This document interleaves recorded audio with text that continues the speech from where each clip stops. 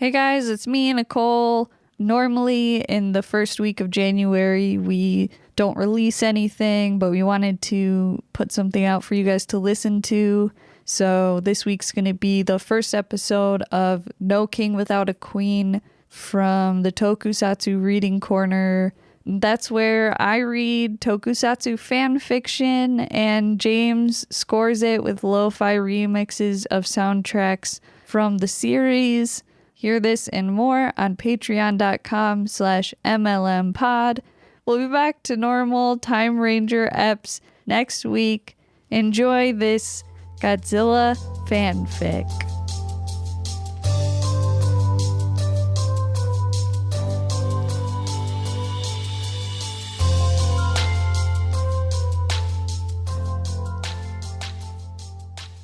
Hey guys, it's me, Nicole, aka Darling Homebody, and we are in the Tokusatsu Reading Corner.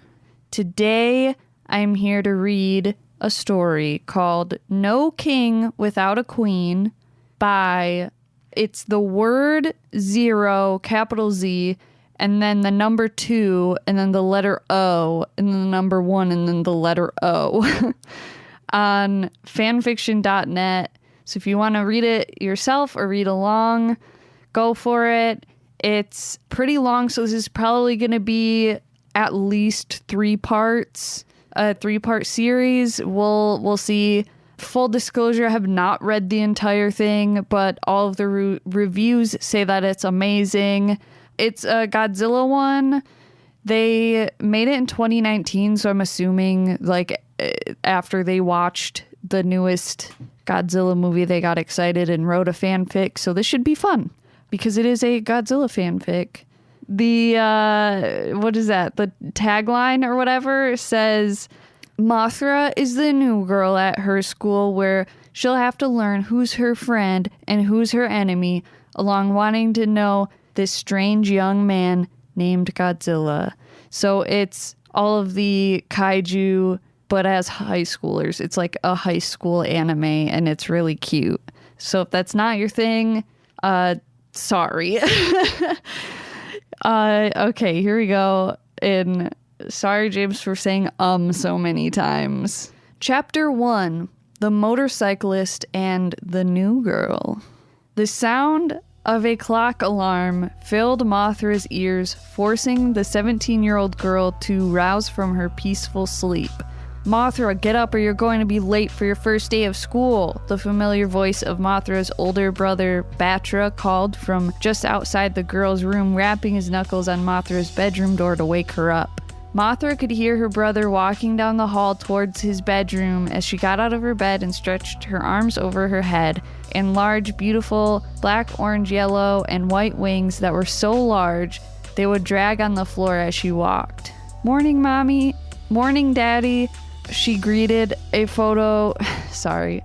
Morning, Mom. Because, okay, so the writer, from what I read, they said the 17-year-old, like, woman so many times, like, emphasizing it almost to a point where it's, like, kind of creepy. So I'm going to try and, like, retroactively edit that out because it's also, like, distracting. Okay, so, morning, Mommy. Morning, Daddy. The 17-year-old woman greeted a photo of a man and woman, both of whom looked like Mothra and her brother Batra. Mothra wished every day that she could wake up and her parents would be there to greet her and tell her that they loved her like they had before they had been killed in a car accident 4 years earlier, but she knew they wouldn't be there, and that fact stabbed Mothra in the heart every day. Mothra, are you up yet? Batra asked, returning a minute later to make sure his little sister was up and getting ready for school. Yeah, I'm up, Batra. Stop pestering me. She ordered her big brother as she was picking out what pair of underwear she would wear.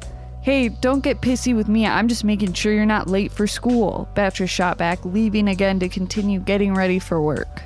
Batra was more than 4.5 years older than Mothra and became her guardian after the death of their parents, which hadn't been easy for at the time 18-year-old Batra, who had to care for his little sister while grieving the loss of his mom and dad. How can I be late? School doesn't start for another 2 hours, Mothra snorted, grabbing a clean towel from her closet and headed for her bedroom door. Mothra opened her room's door, coming face to face with her brother, a slightly taller man with red and black hair and blood-red eyes that would be intimidating at first. But when a person got to know Batra, they would find he was a kind man who was fiercely protective of his little sister.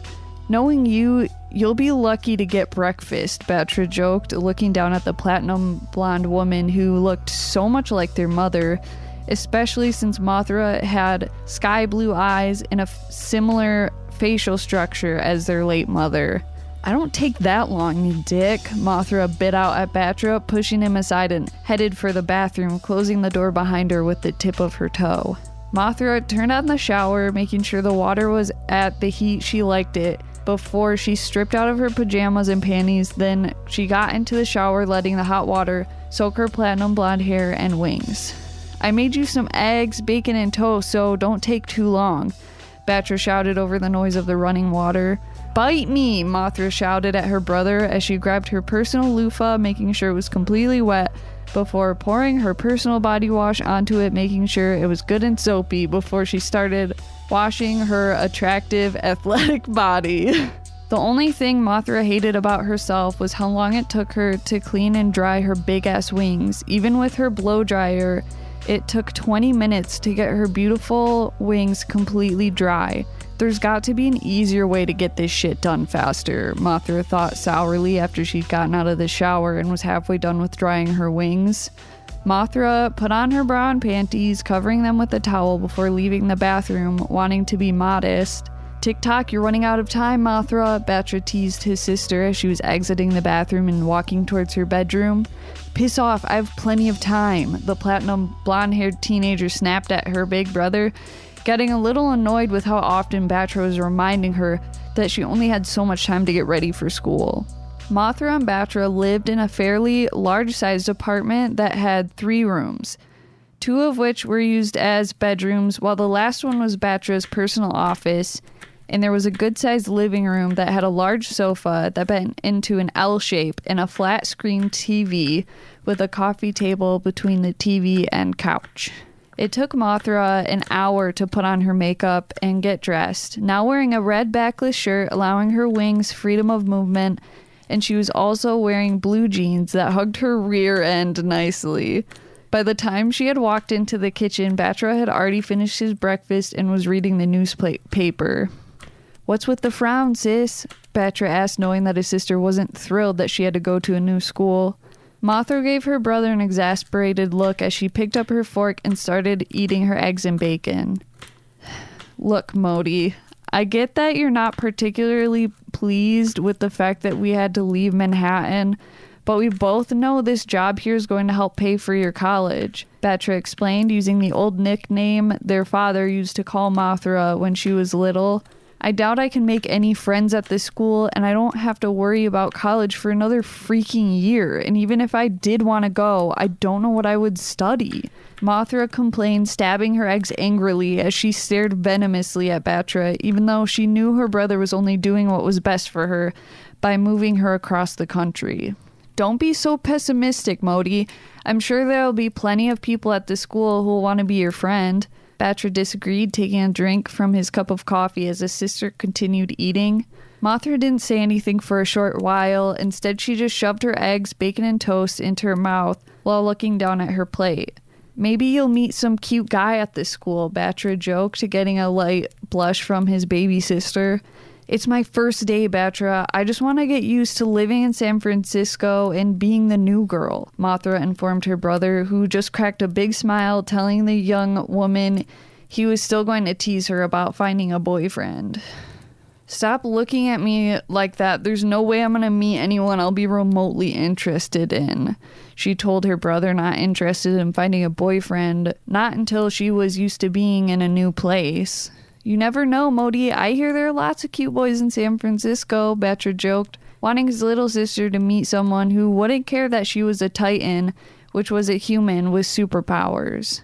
Mothra was the only one in their family that was a Titan, and that fact made the young girl feel alone and excluded from everyone else in the family, and Batra knew his little sister wanted to cut off her wings, but he would never let her do something that horrible to herself. I doubt it. You know what it's like to be a freak, to have these big stupid wings advertising the fact I'm a titan to everyone around us? No one will ever want to be with me, Mothra lashed out unexpectedly, little tears forming in the corners of Mothra's sky blue eyes. Batra stood up and walked over to his baby sister, pulling her into a long, comforting hug. You're not a freak, Modi. I don't ever want to hear you say such a thing ever again. You got that? Batra ordered his little sister, not wanting her to put herself down ever again. Mothra appreciated her brother's kind words, but part of her still hated the fact she was the only Titan in their family, and that the only kind of person who would want to be with her would be another Titan, but that wasn't what the 17-year-old woman wanted. She wanted to date and marry someone normal and have normal children and a normal family.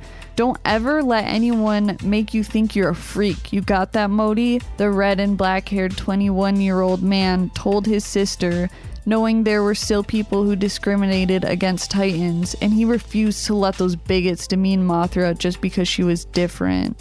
The two siblings shared the hug for another couple seconds before Batra let his little sister out of the hug to allow the 17-year-old woman to go get her backpack. Make sure you got everything, cause I don't want to have to come back, Batra said, repeating something their father would tell them before they went somewhere. One of the nice things about living in San Francisco rather than New York was that the Bay City's traffic wasn't as bad as it had been in the Big Apple, but there was still a lot of cars on the road. Come on, the light is fucking green, you stupid fucking asswipe, Batra screamed at the car ahead of him, hitting his horn as hard as he could.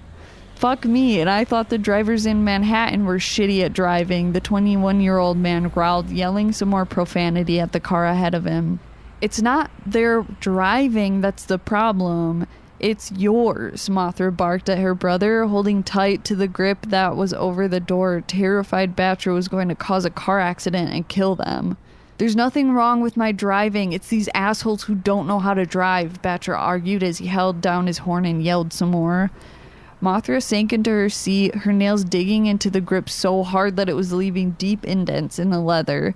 There's plenty wrong with your damn driving, the young woman shouted at her brother, glad that she only had to drive with Batra this one time. After that, she could fly to school, although she would have to be careful not to go too high up.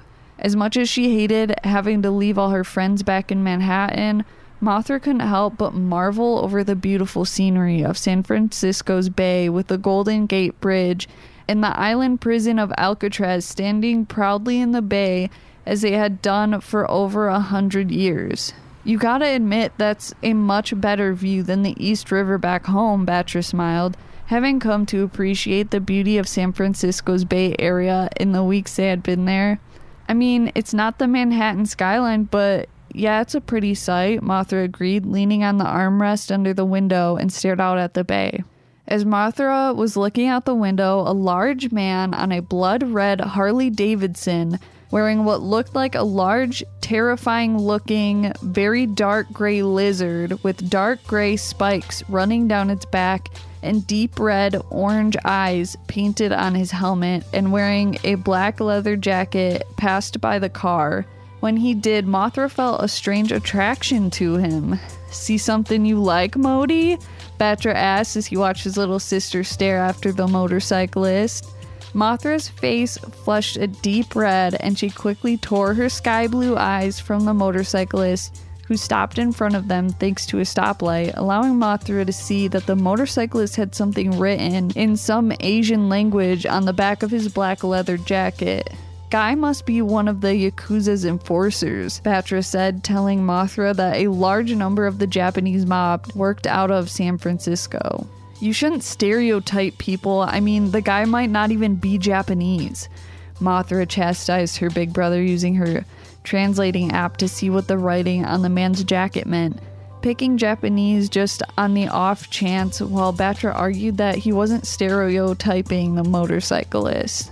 Gojira. What the heck is that supposed to mean? The young woman thought, opening her web browser to find out what this strange name meant. It took Mothra a few minutes to find out the meaning of Gojira, finding that it was the name of an ancient sea creature from Odo Island that destroyed any ships that came near its home, and she also saw that there was another link to someone with the same name, but Mothra didn't bother with the other link because it didn't seem that important. Maybe it's his name, or he's part of some gang called Gojira? I have to admit, that would be a cool gang name, Mothra said to herself, closing her internet app and started texting one of her friends back in Manhattan. Mothra spent the rest of her car ride to her new school texting her friend back home, wanting to know what she had missed in the time she had left. "You talking to Masami again? Tell her I said hello," Batra inquired, knowing his little sister called and texted her best friend back in Manhattan pretty much every day. "Sure, Masami was asking me how your new job was going. It's a good thing she isn't around anymore, because now I can tell you Masami has had a crush on you since the 8th grade, Mothra replied, seeing no reason why she couldn't out Masami to her brother. Batra didn't even raise a single eyebrow, clearly not surprised by the news that Masami had had a crush on him for the last 3 years. "You really think I hadn't noticed the wishful looks Masami gave me whenever she came over?" the red and black-haired man stated, wondering why Mothra's friend had liked him so much. "Honestly, I found it a little creepy that Masami had a crush on you, despite the fact there was no way you'd ever go out with her," Mothra told her brother, giving him a questioning stare which asked if he had been interested in Masami at any point. "Why, because Masami is your friend, or because I'm your big brother?" Batra asked, allowing a devious little smile to form on his lips. "Because it's freaking creepy. I mean, you've known Masami since we've been in diapers," Mothra shot back, who just shrugged his shoulders before saying it wasn't that creepy because he wasn't that much older than Mothra and Masami. Mothra scowled at Batra but didn't say anything because she knew there was no point. Masami lived across the country and she doubted they would see Masami before the school's next break started. "So what did Masami do over the summer?" Batra inquired, watching the motorcyclist with the lizard helmet turning right, heading up a large hill and out of sight. Mothra's new school was a very large 4-story building that was so long it would have taken up several football fields. "What do you think? It's a lot bigger than any of the schools you went to back home," Batra said, pulling into the school's parking lot so he could go into the school and meet his sister's principal, get her schedule, and tour the school with Mothra. Mothra couldn't believe how many kids went to this school. There were too many to keep count of, and from the looks of it, there were a few people who were Titans, which made Mothra feel very relieved that she wasn't going to be the only Titan at school. "Looks like no one is going to care that you have those wings," Batra smiled, glad to see that this school had plenty of other Titans. As Mothra and Batra were making their way to the school, they saw that heavily muscled motorcyclist that was wearing the black leather jacket from earlier pull up into the parking lot and park a few feet away. "Maybe he's one of your teachers," Batra said to his little sister, who was watching with great interest. The motorcycle take off his helmet, revealing a very serious-looking Asian man that had long black hair with orange, yellow, and red eyes. The big man looked over at Mothra for a second, but it felt like the two of them were standing alone in an endless void, staring at one another for centuries. "I think he's like you, Modi," Batra teased, causing his sister's whole face to turn a deep red and look away from the big man, who grabbed a backpack out of a saddlebag that was on the back of his motorcycle and walk off towards the school with his helmet under one heavily muscled arm. Mothra didn't know why she couldn't take her eyes off the motorcyclist or why she couldn't get him out of her mind even while she was waiting to meet her new principal. It was something about the look on his face and the sideways stare and the motorcyclist's red, orange, and yellow eyes. "Hello, Mr. Batra and Ms. Mothra. I'm Principal Behemoth. It's nice to finally meet you." An elderly man with white hair and brown eyes, a long hooked nose, and a pair of impressive tusks greeted the siblings, walking over to the pair with the help of a cane. "Hello, Mr. Behemoth. It's nice to meet you. I'm grateful you expected me to your school," Mothra replied to her new principal, shaking the old man's hand without hurting him, surprised to see that he was a Titan as well. "Of course, Miss Mothra. We're always glad to welcome new students here at Balboa High School, and I must say you have very beautiful wings, but I must let you know You can't fly anywhere on the school grounds. It's for safety reasons. The principal commented, complimenting the young woman's wings, which were wrapped around her like a cape, before letting Mothra know she was forbidden from using any of her powers while on the school grounds. Principal Behemoth led Batra and Mothra out of the main office, leading them towards the cafeteria, where several of the students greeted the elderly principal. This cafeteria has an indoor and outdoor area where you are free to eat. There are also vending machines where you can get sodas and candy over there, and there's a couple vending machines outside as well. Principal Behemoth told Mothra, using his cane to point out things as he spoke about them. As the principal was showing Mothra where the auditorium was, she spotted the motorcyclist walking by, talking with a fat, short man with green hair, yellow eyes, a pointy nose, and a large shell on his back that reminded Mothra of a turtle. Mr. Behemoth, do you know who that man wearing a black leather jacket over there is? The young girl asked, pointing to the motorcyclist who's now walking up some stairs. Behemoth looked to where Mothra was looking, just as the motorcyclist walked out of sight. Oh, him? That's Godzilla. He may not look it, but he's one of Balboa High's top students, which shouldn't be a surprise given who Godzilla's father is, the school's principal answered with a look that asked why Mothra was interested in the young man. Who's Godzilla's dad? Batra asked, curious to know why Behemoth thought so highly of Godzilla's father. Godzilla's father is Dr. Serizawa, the lead biologist at Monarch that's in charge of studying us Titans and the different abilities we have. Behemoth explained with a great amount of respect for Godzilla's dad and what he did. Mothra recognized that name. She had heard of Dr. Serizawa once while she was getting a physical when she was a preteen and her wings were starting to develop. She had to see a doctor from Monarch instead of her regular doctor. I had no idea Dr. Serizawa had a son.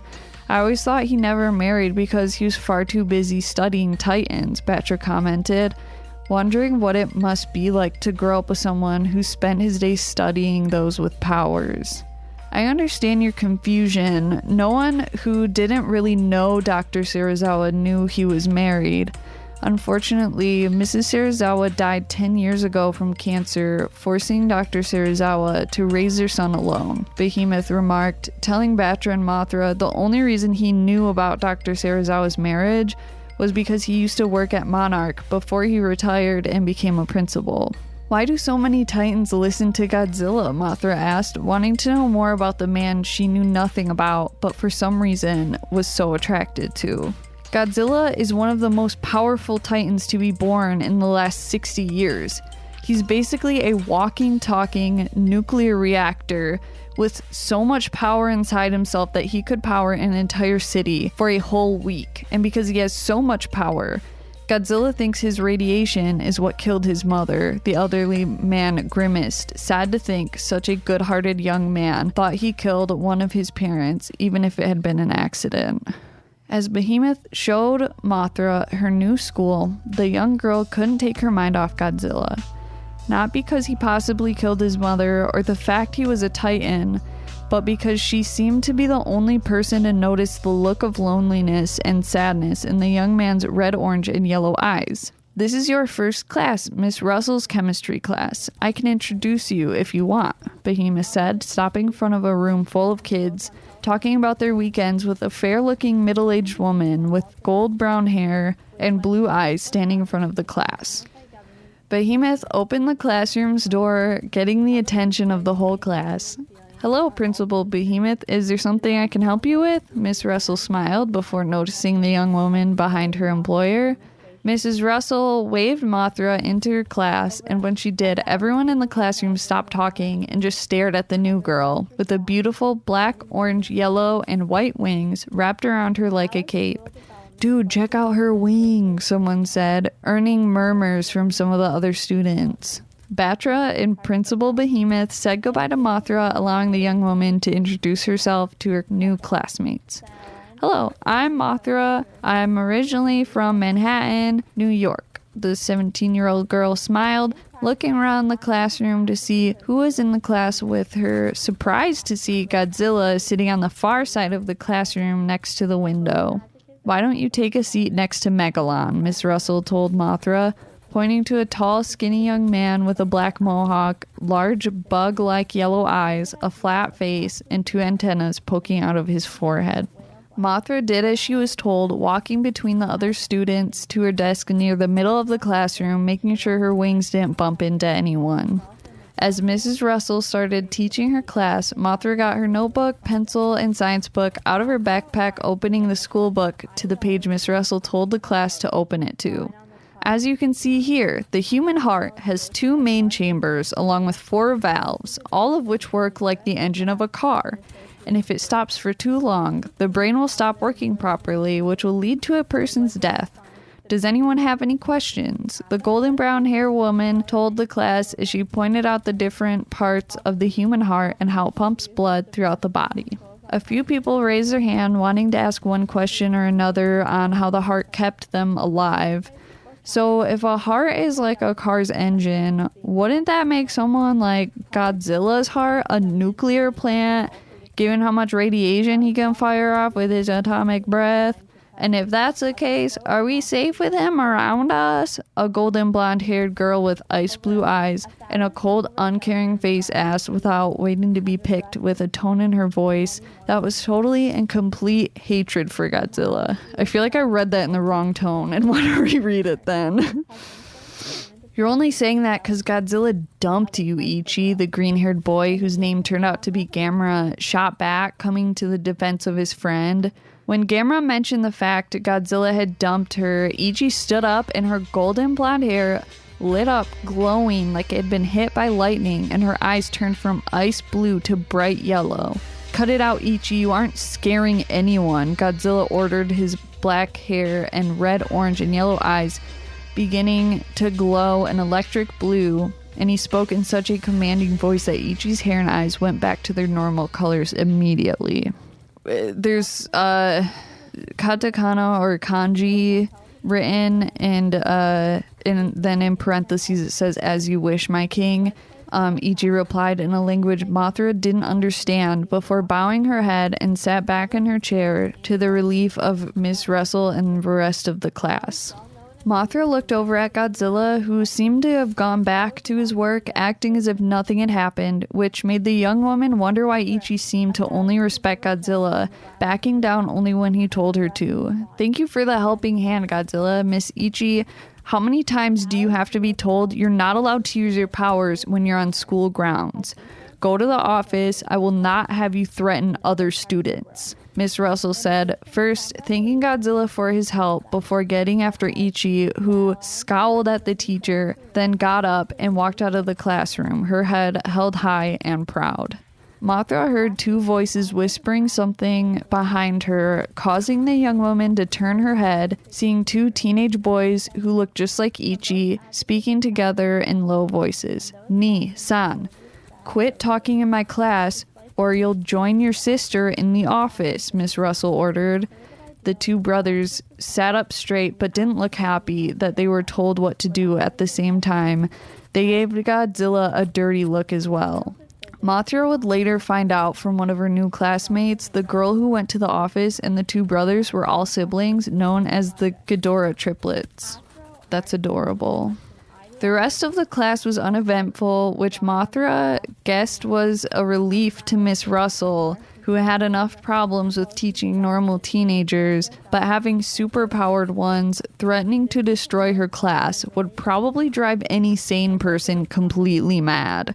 "I'm sorry, Mothra, classes don't normally have anything that bad happen," the golden brown-haired teacher apologized as her newest student was putting her things away. "It's okay, Mrs. Russell. I'm just glad Godzilla was here to make sure things didn't get out of hand," Mothra smiled, noticing that the young man she was talking about was putting away his book, notebook, and other things. Miss Russell looked over at Godzilla, who gave her a nod before leaving the classroom. "I am too. For some reason, all the other Titans in the school seem to listen to Godzilla like he has some kind of power over them," the teacher remarked, waving goodbye to some of her students as they left. As Mothra was walking to her next class, she couldn't help but think back to how Mrs. Russell told her that the other Titans at the school seemed to listen to Godzilla when he told them to do something, and this made the young woman wonder why that was. Was it because his father was a leading member at Monarch, or because he was the strongest of the Titans at the school? Whatever the reason, Mothra couldn't help but feel like all his bravado was a way for him to hide the fact he was lonely and sad, which Mothra understood. She felt the same way ever since her parents died. "Hey, you're the new girl, right?" A tall, lanky young man with long lava red hair, red eyes, and a bird-like face said, stepping in front of Mothra, blocking her way.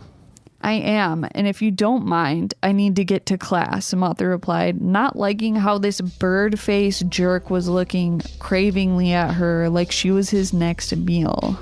"Don't worry about being late for class. I'm sure the teacher won't care. I'm Rodan," the young man scoffed, stepping a little closer to Mothra, who took a step back. "Good for you. Now please move. I have to get to class," Mothra frowned, putting a sharp demand in her voice as she tried to pass Rodan, who blocked her way again with a sleazy smile on his face. Mothra scowled at Rodan, ordering the young man to get out of the way, but Rodan refused to move, and this made the young woman a bit annoyed. Come on, baby. I just want to get to know you a little more," Rodan sneered, stepping around Mothra and cornering the young woman against the lockers. Mothra couldn't believe the gall this complete stranger had, thinking he could act like a lecherous pervert towards someone he had just met. "Get out of my way or I'll make you move," she threatened, bringing her knee back so she could knee Rodan in his balls. "I don't think so. I want to get to know you better, so I'm not going anywhere," Rodan grinned, bending down to force Mothra to kiss him, only to be picked up by the collar of his shirt and tossed aside by Godzilla, who looked pretty pissed that Rodan was trying to force himself on Mothra. "Why is it I always have to pull you off a girl who doesn't want to make out with you, you pecker-faced prick?" Godzilla growled, now putting himself between Mothra and Rodan, who was picking himself up off the floor. When Rodan got to his feet, he made his hands into fists as he glowered at Godzilla, who was twice as tall and 3 times as packed with muscle than Rodan was. "Why don't you mind your own business and fuck off?" the bird-faced teenage boy snapped, wanting to fight Godzilla but clearly knew he didn't have a chance against a bigger man.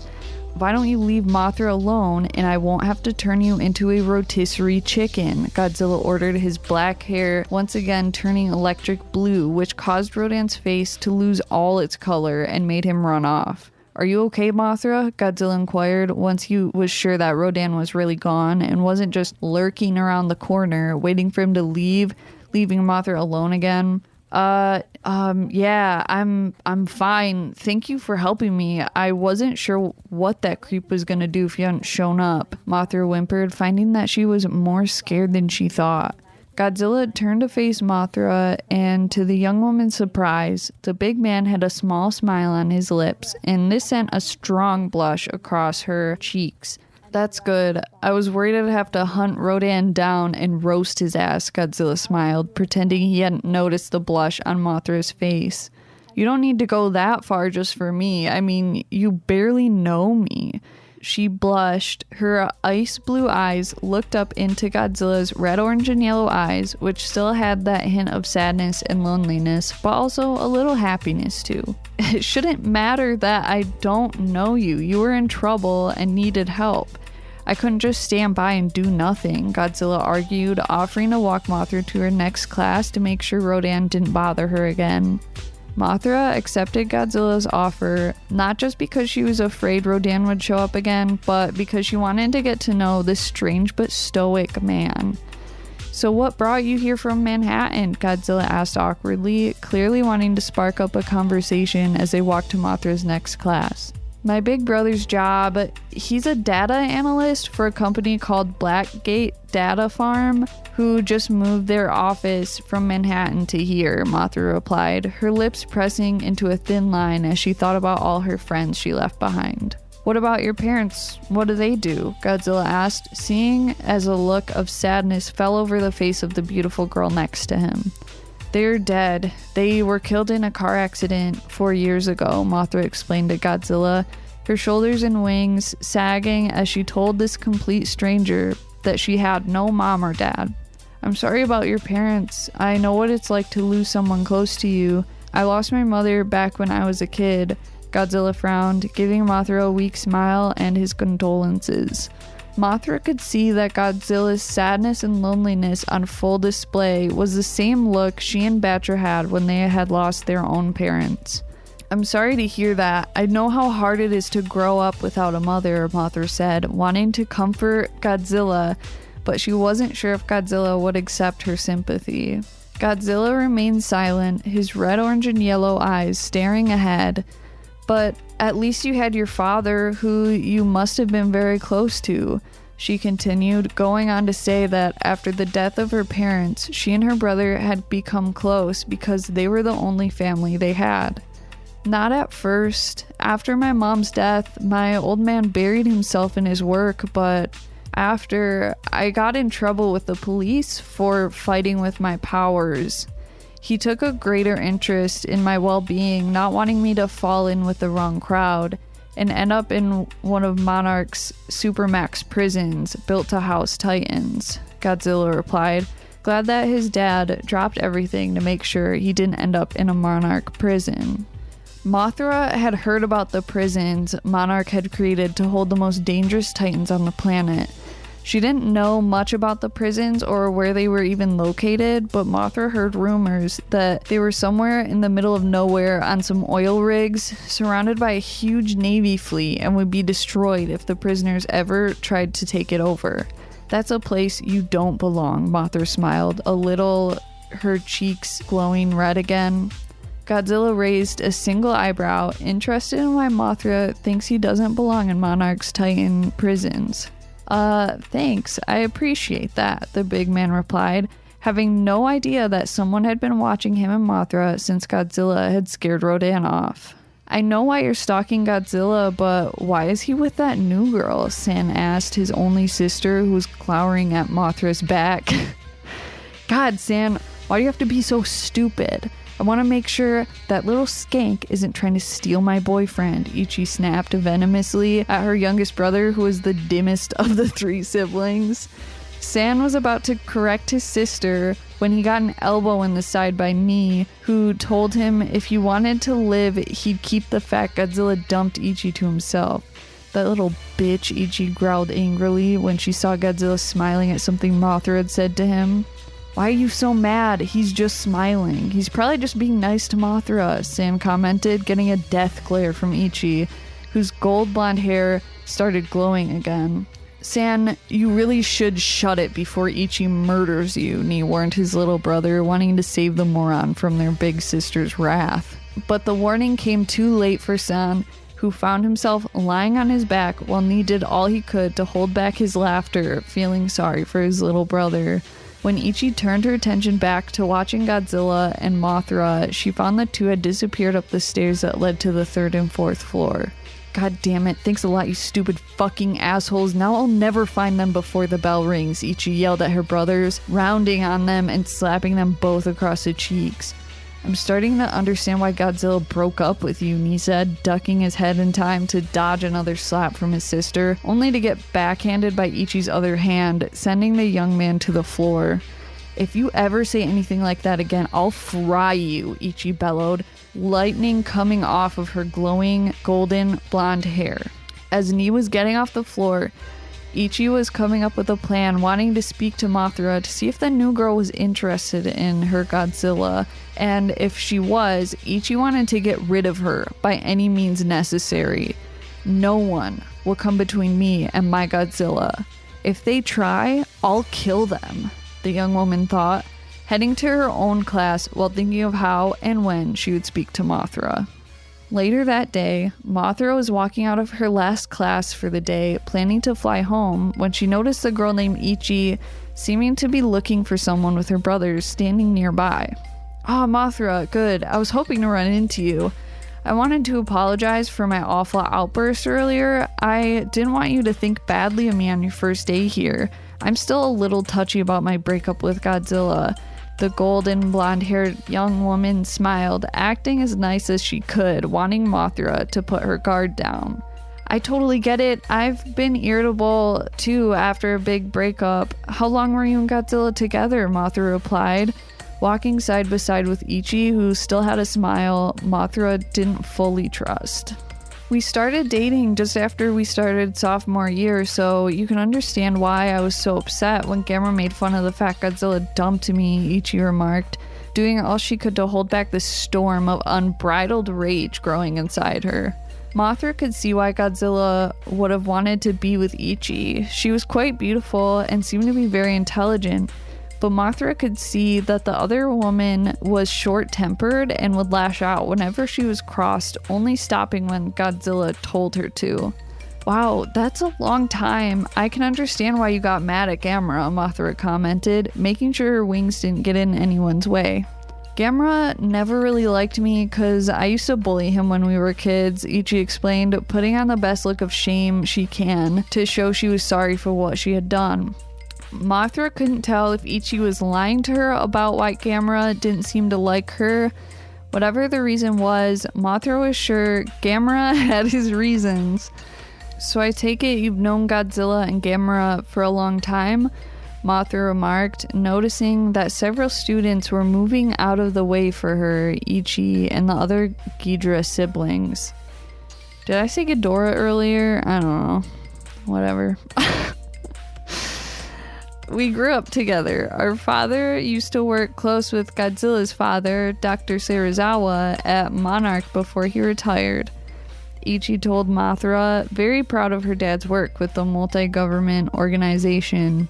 So your guy's dad was a biologist at Monarch? What does he do now? Mothra inquired, wanting to know what Ichi, Ni, and San's father did now that he no longer worked at Monarch. He's an important environmentalist, going around the world protecting endangered wildlife and rainforests.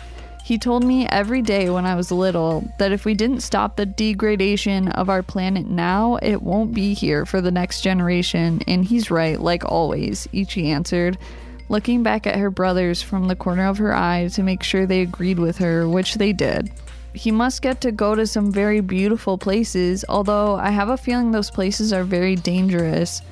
Not just because of the wildlife, Mothra stated, only guessing the kind of danger the Ghidorah triplets' father went through when he went somewhere to protect a forest or animal. Don't worry, our father can take care of himself. He used to be in British Special Forces before he joined Monarch, Ichi told Mothra, telling the new girl that her father fought in several theaters of combat before joining Monarch, where he did security work for the organization. What about your mom? What does she do? Mothra asked, a little surprised to see a flash of rage cross over all three of the Ghidorah triplets' faces. Yeah, we don't talk about her mom. It's kind of a touchy subject, he growled through his teeth, doing his best not to lose control of his powers in his fit of rage. Mothra apologized, not wanting to anger Ichi, Ni, and San on her first day, and figured whatever happened between them and their mother was their own business. It's fine, Mothra. You had no idea our mother was a lying, cheating whore who abandoned her husband and children for another man, Ichi commented, digging her nails into the palms of her hands hard enough that it drew a tiny bit of blood. Hey sis, you're making yourself bleed, Ni warns his only sister, who released her fists and looked down at her palms to see that her brother was right. Thank you, Ni. Guess I let my anger get the better of me. Anyways, Mothra, I saw Godzilla walking with you between first and second period, and I was wondering what you thought of him, Ichi remarked, thanking her brother before finding out why Mothra was with Godzilla earlier that day and what her thoughts were of him. He's a nice man, despite the fact he looks like a scary guy, and he was only walking with me to class to make sure this bird-faced prick named Rodan didn't corner me again. Mothra explained, seeing by the look on Ichi's face, she despised Rodan a lot more than anyone else at school. I know Rodan, he's a sleazy piece of shit who doesn't deserve to be called a titan, Ichi spat, telling Mothra that she should do all she could to avoid him. Why does the school let Rodan go here when he's clearly a sexual predator, Mothra complained, finding out that the only reason Rodan hadn't been kicked out was because Rodan's father covered for him, paying and scared people off to keep Rodan out of jail. Jesus. Rodan's dad is suspected of being one of the biggest drug distributors in the San Francisco Bay Area, but nothing ever sticks because the witnesses either say they can't remember or they up and disappear, never to be seen again, Sin tells Mothra, who started to understand why Rodan acted like he could get away with anything. For the first time, Nia and San were surprised to see that Ichi didn't get after the youngest sibling of the Ghidorah triplets for speaking out of turn. My little brother's right, there's been an ongoing investigation by the San Francisco police and the FBI trying to connect Rodan's father to something illegal, but they found nothing so far, Ichi remarked, wishing she could do something about Rodan and his rotten father. As Mothra and the Ghidorah triplets exited the school, Mothra spotted Godzilla and Gamera walking towards the parking lot where Godzilla parked his motorcycle. Ichi, do you know why Godzilla has the word Gojira written on the back of his jacket? Mothra asked. The only person who might know why Godzilla had that strange name printed on his jacket. I don't know, but I can tell you that Gojira is the Japanese version of Godzilla's name and has several different meanings. So she does know. Ichi answered, her ice blue eyes following her ex-boyfriend. Mothra cocked her head to one side as she thought about what she had learned about Godzilla's name earlier that day on her way to school. I read that it was a legendary sea creature from Odo Island, which is off of the coast of Japan. The 17-year-old woman told Ichi, who found that information interesting. Ichi walked with Mothra off school grounds and watched as the young woman opened her moth-like wings and took off into the air, getting the attention of some of the other students and some passerbys who pointed in amazement. "What are you thinking, Ichi?" Ni asked, standing next to his sister, and watched Mothra flying away. "I'm going to watch Mothra for now and see how she acts whenever she's around Godzilla, and if she tries to hook up with him, I'll ruin her," Ichi said flatly, her ice blue eyes calculating her next move to get rid of her possible rival.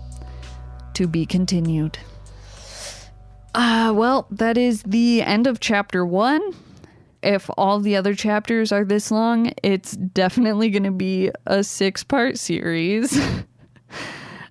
So let me know if you want me to keep going with this story. I personally think it's super fun and cute. So let me know what you think, and I'll read chapter 2 next. Thank you guys, and bye.